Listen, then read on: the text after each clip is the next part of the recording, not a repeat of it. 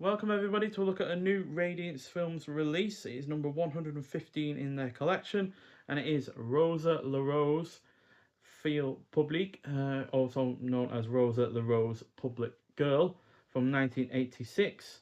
Directed by Paul Vecchiali, whichever way you pronounce it. But regardless, I've not seen anything else from him before. It's a drama film, clocking in at 87 minutes long, and the only person I've seen anything else from before is Jean Sorel. He was in the likes of Short Night of Glass Dolls and A Quiet Place to Kill, a couple of Italian giallo films, and pretty good as well. And yeah, a radiant young sex worker thrives amidst the clients of Paris's Le Halles under the protectiveness of her pimp.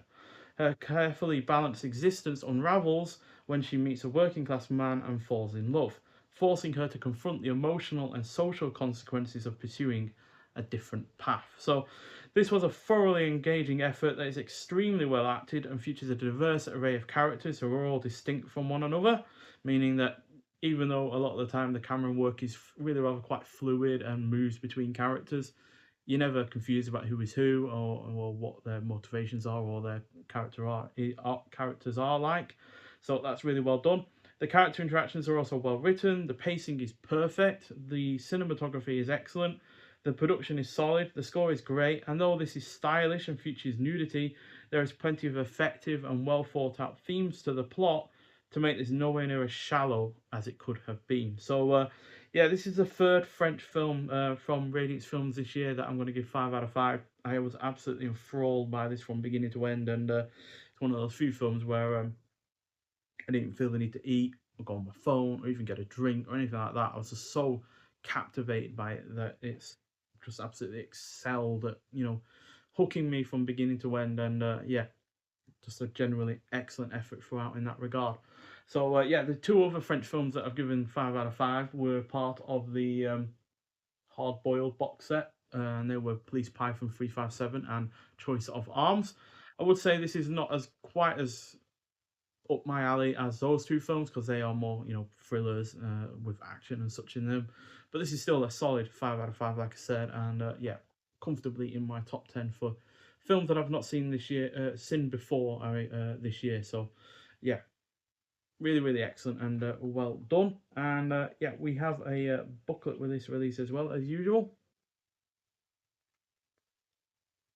I really love the clothing that a lot of people wear in this as well. It's just feels like everything has been designed in a really specific way to give it that kind of look to it.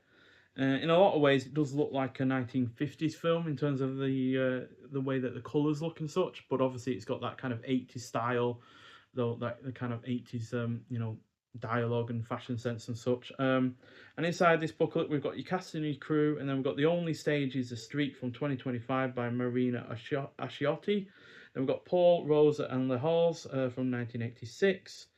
Then And a Rose She Lived from 1985 by Marie Elizabeth Rucci, and then transfer notes and credits, as well as obviously pictures from the film as well. So yeah, this is just a really, really good film and a really engaging one as well. So there's a few of the characters that we meet in this film. And Ollie does have a good character arc, and yeah, it's got a really good ending to it as well. Jean Sorel in this, by the way, reminds me of like a French Robert Wagner, to be honest. That's what I couldn't get out of my head while watching it, but wasn't too distracting. And here's the disc, which is in a really rather nice blue, which goes along with our lead's dress, which he wears for pretty much all of the film. I think most of the film actually takes place over just one day and into the night, in fact. So yeah, it's just really engaging in that regard. And then we've got the reverse artwork as well. And on the disc, we've got the 2K restoration that's been approved by the director. Looks and sounds absolutely superb. Obviously, the film was shot really well and everything like that, but yeah, the 2K restoration just looks absolutely excellent. And then we've got an uncompressed mono PCM audio. Audio is perfectly good as well. Then we've got an interview with critic David Jenkins from 2025, clocking in at 14 minutes long. An archival interview with director Paul, director himself, from 1985, clocking in at 5 minutes long.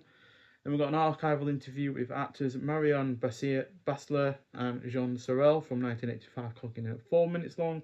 So Marianne Bassler is the leading lady in this. Unfortunately, not seen anything else from her so far.